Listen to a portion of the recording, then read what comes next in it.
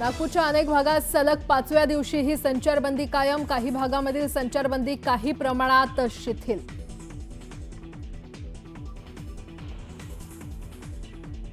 नागपूर दंगल प्रकरणी अटकेत असलेल्या आरोपींची पोलीस कोठडी आज संपणार। आरोपींना पुन्हा एकदा न्यायालयात करणार हजर। तर मास्टरमाइंड फहीमची सायबरकडून चौकशीची शक्यता।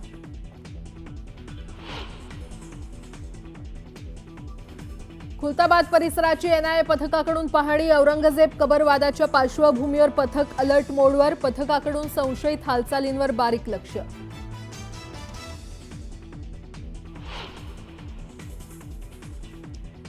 कोल्हापूर सत्र न्यायालयाच्या निकालाला आव्हान देत कोरटकरची जामिनासाठी आता हायकोर्टात धाव। अर्जावर तातडीची सुनावणी होणार।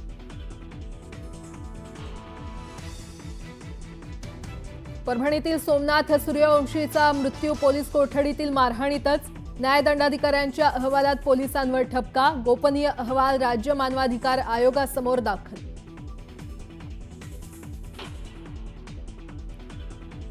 राज्याची आर्थिक स्थिती चांगली झाल्यावर लाडक्या बहिणींना 2100 रुपये देणार। वाढीव मदतीवर उपमुख्यमंत्री अजित पवारांनी केलं स्पष्ट।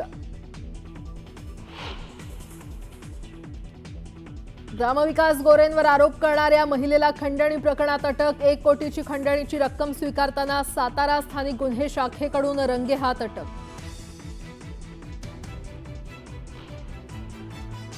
पुण्यातील बस जळीत कांडाचं सीसीटीव्ही न्यूज 18 लोकमतच्या हाती। मजुराचं काम सांगितल्याच्या रागातून चालकानं चौघांना जिवंत जाळलं। चालक जनार्दन विरोधात गुन्हा दाखल।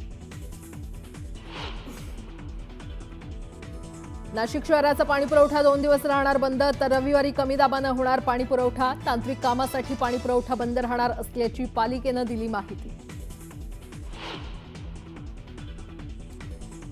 आणि समृद्धी महामार्गावरील टोलचे दर वाढले। समृद्धीवर आता 19% जास्त शुल्क भरावं लागणार। येत्या 1 एप्रिलपासून नवे टोल दर लागू होणार।